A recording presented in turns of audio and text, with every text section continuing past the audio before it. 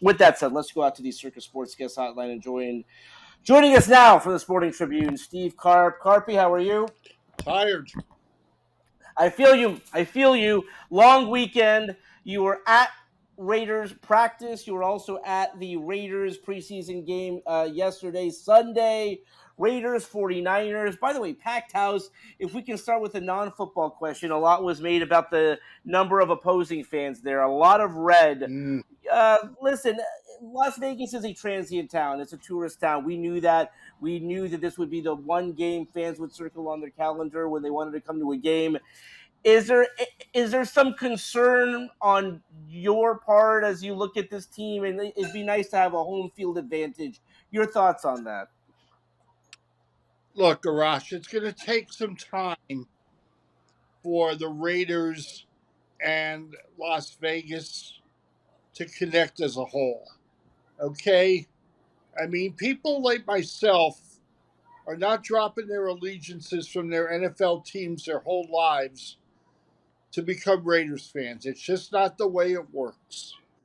Okay? So it's going to, you're going to maybe need a generation. I know that's a long time, like 20 years, but all these kids growing up in Vegas, at some point they will be Raiders fans. That's just the way it works, okay?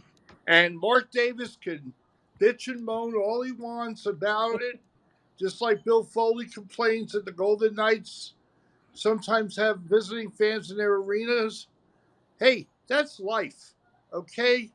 And yeah, it was mostly 49er fans. There was a lot of red in Allegiant Stadium today. You're absolutely right.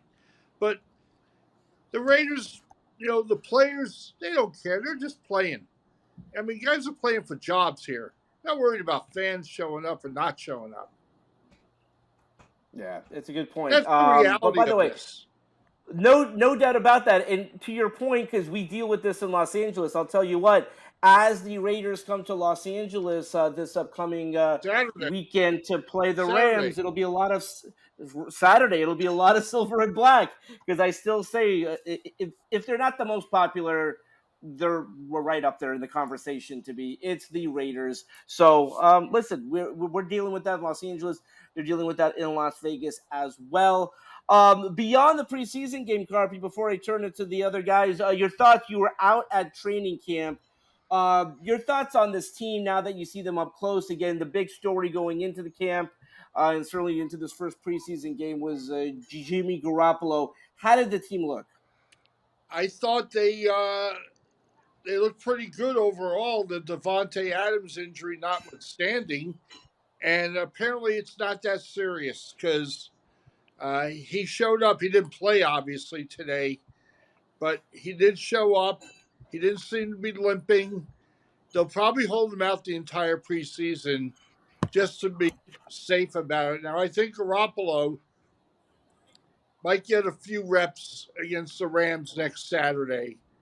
But I'll tell you what, Aiden O'Connell looked really good today. He was moving this team up and down the field. He was making really good, smart decisions, accurate throws. He looked like he belonged in the NFL, as did Zamir White, as did a lot of guys. I mean, the Raiders put on a very impressive performance. Now, let's be honest, the 49ers were missing a few starters themselves, okay? So, no Christian McCaffrey, no, um, what's his name, no Kittle. They didn't play Brock Purdy, no Debo Samuel. So, you get the picture. Both teams were missing guys, and the Raiders, I think what they came out of today with was they may have a little more talent and a lot more depth than they thought they had going into training camp. Yeah, and Steve, some I'll add too is like I think the Niners also learned their third stringers. They need some work. I mean, they got completely pummeled on Sunday. They just weren't good. Yeah. I don't know if any. I think just McLeod played, but a few starters, but not many. And Trey Lance, talk to me about what you saw from him because Twitter's saying he was terrible. I saw a couple of mixed things. I used to be high on him, though. The more I watch Sam Darnold and Brock Purdy, it's like, man, Lance's upside, but he wasn't reading defenses well today on Sunday, and he wasn't reading, like, he was taking too long through his progressions. Talk to me about what you saw when you were there. I saw a lot of what you saw. I saw a guy who was indecisive at times, and when he did make plays, either there was a penalty or the Raiders quickly responded. So, when you look at it, he's in a tough situation because the 49ers drafted really high, obviously, and they obviously believed he was their guy going forward. But now you got Brock Purdy. And, Sam Darnold, I thought, didn't play all that bad in the second half for the 49ers. So if I'm Trey Lance, I'm going to have to do something really special if I want to keep my job with this team. Because I don't know, another iffy performance like the one today on Sunday, he might find himself looking for work.